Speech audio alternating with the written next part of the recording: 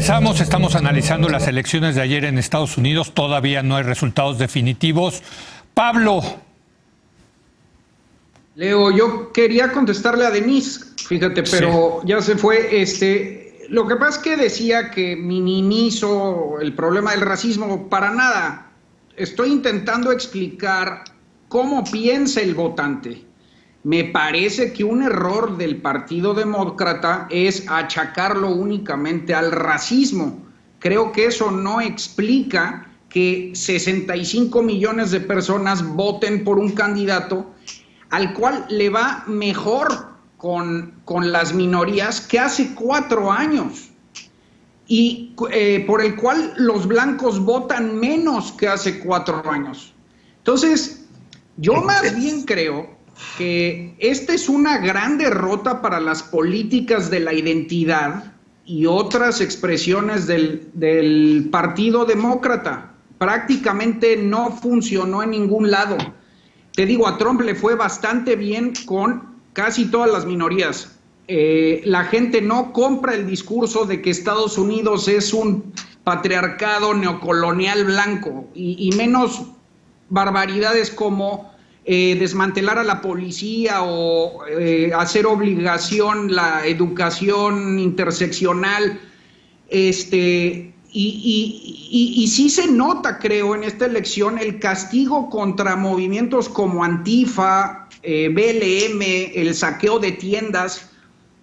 En fin, no parece, en definitiva, que al gringo promedio le importe tanto el discurso que el bolsillo, la lana, el trabajo, los impuestos.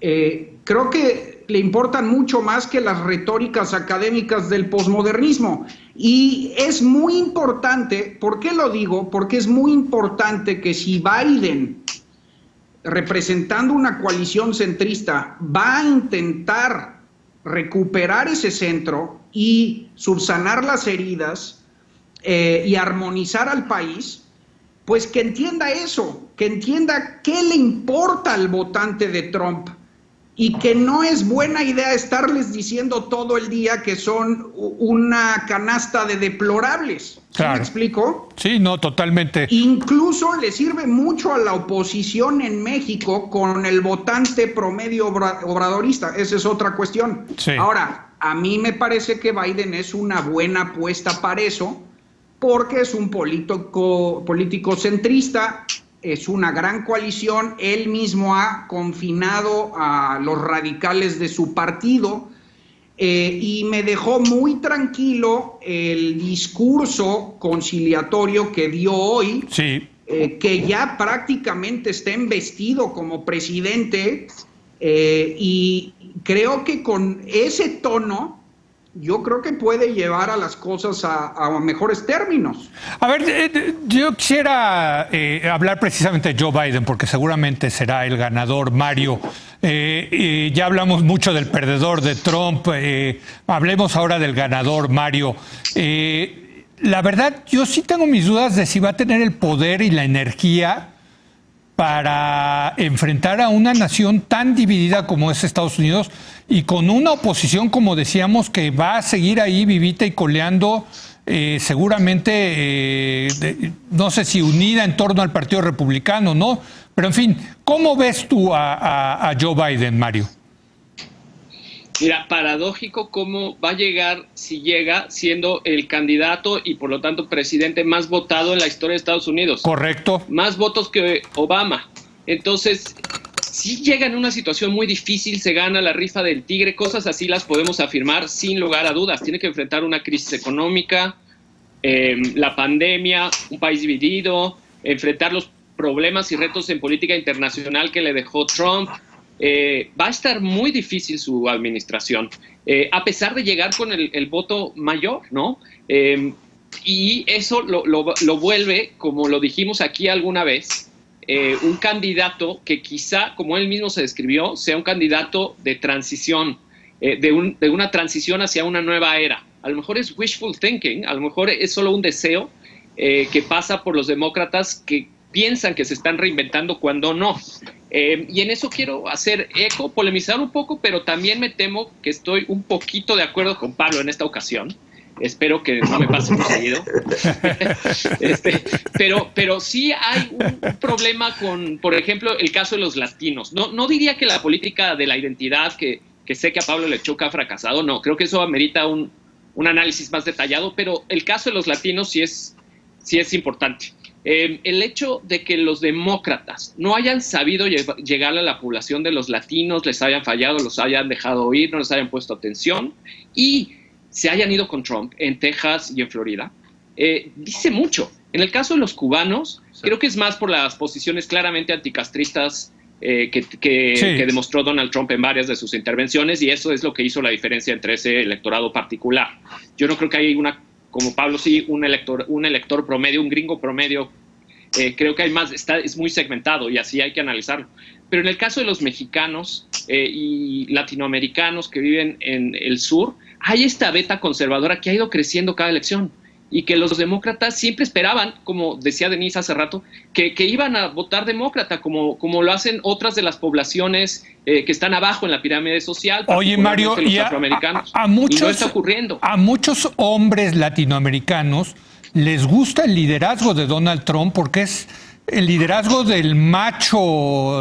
Hay una especie de machismo ahí del hombre fuerte, ¿no? ¿No te parece? Pues es una de las hipótesis, no lo sé. Otra de las hipótesis podría ser la de los valores tradicionales. Por ejemplo, un caso muy particular, es una de esas anécdotas que son menores, pero no por eso no son importantes, la de Eduardo Verástegui, el actor de Televisa, que luego se ha vuelto como una especie de figura trumpista en Estados Unidos, que se unió a la campaña y ha hecho campaña a favor de Donald Trump entre los latinos de allá. Es una figura que reza el rosario frente a las cámaras, se hinca frente a la Virgen de Guadalupe y habla bien de Donald Trump, y es nativista, nacionalista en un sentido parecido. Bueno, ese tipo de figuras, ¿va a seguir creciendo o no? ¿Tiene que ver con una lógica de macho o más bien de valores tradicionales de la familia? Creo que hay que explorarlo, pero sí que hay un ejercicio. Es uno de los retos más que tiene Joe Biden, hacer una autocrítica del Partido Demócrata de las cosas que han dejado ir. Ahora, por último, para cerrar esta sección, Leo, creo que es importante señalar que a pesar de que se ha subrayado mucho en esta mesa la fortaleza de Donald Trump, la verdad es que cuando ganan los republicanos, ganan por un pelito y porque tienen las reglas de su lado. Sí. Cuando ganan los demócratas, aunque sea por un pelito, por un voto electoral, ganan arrolladoramente en las urnas y en el voto popular. Parte de la degradación de la democracia en Estados Unidos a las que se refería Denise, y que creo que sí es un sentimiento que campea allá entre los ciudadanos, viene en buena parte porque el colegio electoral una vez más vuelve a demostrar que es un mecanismo insuficiente para procesos electorales de este tamaño. Porque Joe Biden se lleva al menos 3 millones de votos de ventaja a Trump. O sea, no solo está a un pelito de ganar y casi se lo comen, 3 millones de votos. Y los senadores demócratas en conjunto, hasta el momento, y estos son datos comunicados por Robert Reich, y se tienen que contar todavía los que falten, pero representan más o menos a 15 millones más de estadounidenses que los republicanos. 15 millones, y el número de asientos no lo refleja en el Senado. El sistema está roto, y ese es uno más de los retos que va a tener que enfrentar el Partido Demócrata ahora que gane, porque si esta tendencia sigue así va a ser insostenible en términos de, yo creo, incluso gobernabilidad hacia el futuro. Nacho, ¿cómo ves a Joe Biden? Es un político profesional, muchos años en el Senado, vicepresidente de Obama. Es la figura del político profesional por excelencia, Nacho. Mira, tú preguntabas, bueno, ¿cómo lo vemos como presidente? Entra en una situación polarizada y demás. Yo creo que es un hombre ideal para la situación. Mira. Y inclusive para cómo están planteando las cosas. A diferencia de Obama en el 2008 o a diferencia de Trump en el 2016, Biden no está planteando ningún cambio radical de nada. No quiere empujar las cosas hacia una transformación ni para un lado ni para el otro. Simple y sencillamente, bueno, trae un programa de ajuste económico, de más impuestos, de presionar más por las energías limpias, por el cambio climático, digamos, una agenda en ese sentido bastante light, podríamos decirlo en esa forma, y llega con una enorme cantidad de votos y una elección competida ganando, digamos, al incumbent, que le da una enorme legitimidad. Entonces, y al mismo tiempo la coalición con la que gana no depende de los radicales de su coalición. Entonces yo creo que va a tener bastantes condiciones políticas para llevar un programa económico muy status quo, para mejorar en algunas políticas públicas, sin plantear, ni como lo hizo Obama en su momento, ni como lo hizo Trump en el otro sentido, grandes cambios. Entonces, en ese sentido, pues podrá flotar muy por encima de la polarización que los otros dos sí causaban, sobre todo Trump causaba en un momento determinado. Y con respecto a lo del sistema electoral y demás, es decir, sí se ve anacrónico, se ve todo lo que ustedes quieran y manden, pero no podemos dejar de entender la razón de ser de ese sistema electoral. Ese sistema electoral está en el corazón de la fundación de los Estados Unidos. Claro. Es simple y sencillamente cómo crear es una democracia elitista y oligárquica de origen, digamos, que estaba incluso de origen, tiene cómo tener elementos contramayoritarios por el miedo a la democracia en el pacto de élites que crea la Constitución de los Estados Unidos. Y entonces este colegio electoral, el propósito que tiene es evitar que una coalición de estados con población, digamos, muy poblados, le impongan una mayoría a unos estados con menos población. Y ese te crea un equilibrio, pues que es el centro de la Unión Americana, Es el elemental en el Pacto Federal, por más anacrónico que nos parezca. Sí, pero el Senado mismo sí, el Senado está se pactó en ese sentido. Totalmente de acuerdo. Pero, caray, esta cuestión de que el presidente no sea el candidato más votado, pues yo no sé qué tan sostenible es. Ya sería la tercera vez si gana Trump, sería la tercera vez en 20 años que tendríamos un presidente minoritario, un presidente que no fue el más votado por la gente, Nacho. En el Bush Al Gore, la verdad no tuvo mayores consecuencias. Fue más importante en el 2016. Pero ¿a qué se limitó esa crisis de legitimidad?